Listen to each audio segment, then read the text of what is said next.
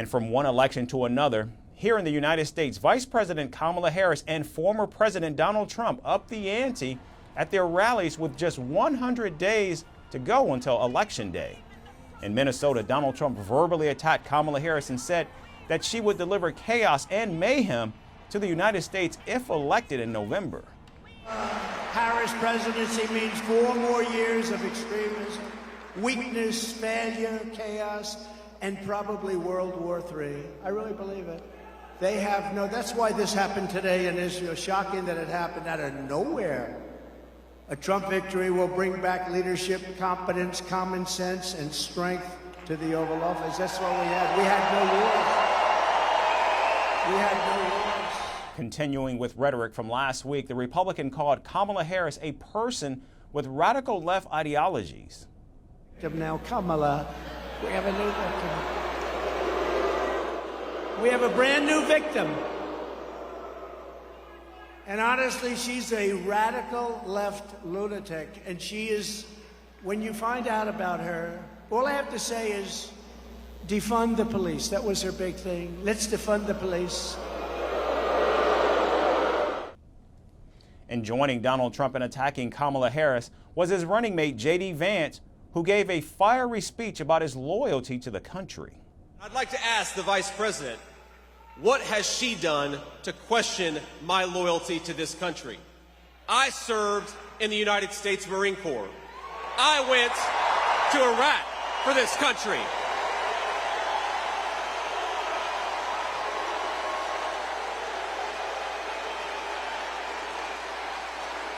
I built a business for this country. And my running mate took a bullet for this country. So my question to Kamala Harris is, what the hell have you done to question our loyalty to the United States of America? Now taking on both Donald Trump and JD Vance, Kamala Harris rallied in Massachusetts and urged Americans to vote against fear-mongering and hate. The Democratic Party's presumptive presidential nominee also accused Donald Trump of spreading lies about her. And you may have noticed, Donald Trump has been resorting to some wild lies about my record, and some of what he and his running mate are saying, well, it's just plain weird. I mean, that's the box you put that in, right? The vice president also said that the momentum shift was shifting to her side, and despite being seen as underdogs, the Harris campaign was able to raise the most funds in 24 hours in presidential history. We have a fight ahead of us. We've got a fight ahead of us. And we are the underdogs in this race, okay? Level set. We're the underdogs in this race. But this is a people power campaign. And we have momentum. The day after I announced my candidacy, we saw the best 24 hours of grassroots fundraising in presidential campaign history. Now, with the election just 100 days away, young voters remain split between Donald Trump and Kamala Harris. You can't win if you don't engage, and the greatest way to engage is through social media. And the Kamala Harris team has reached new heights. Things that she was getting criticized for 2 years ago are things that make her personal now. It makes her look human, and it makes her look as if we, as Americans, are one. I think right now, Trump is in the lead when it comes down to social media, because one thing he has not stopped doing, he has not stopped tweeting, he has not stopped posting, sending out press releases. Whether it's him or his team, he's leading in the social media stats because he's always on the platform.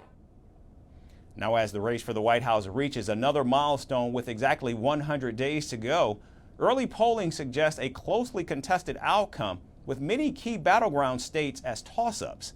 Still, all eyes are on Harris as her nascent campaign continues to gain steam, and many political watchers are now wondering if the Trump campaign can find a way to blunt her growing momentum.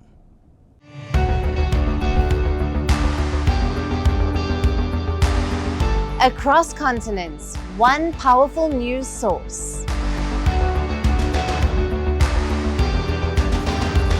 Bringing you diverse perspectives on the issues that matter.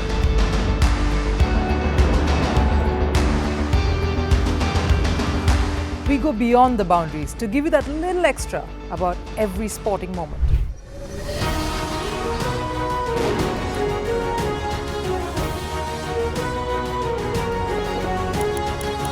So thank you for making Firstpost 5 million strong. We're counting on your support, and you can trust us to bring you the news unfiltered and unvarnished.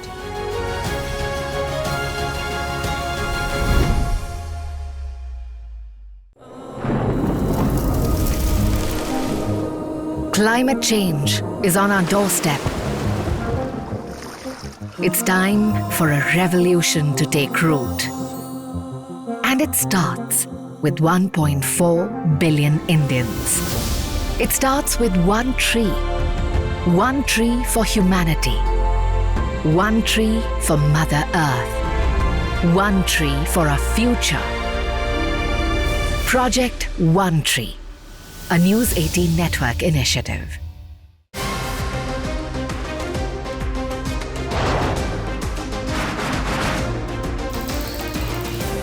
On the show today, the T20 World Cup bandwagon has moved across to the West Indies. What can you expect from this? Hello, I'm Alison Green, coming to you from Durban, South Africa. Today we have a special show.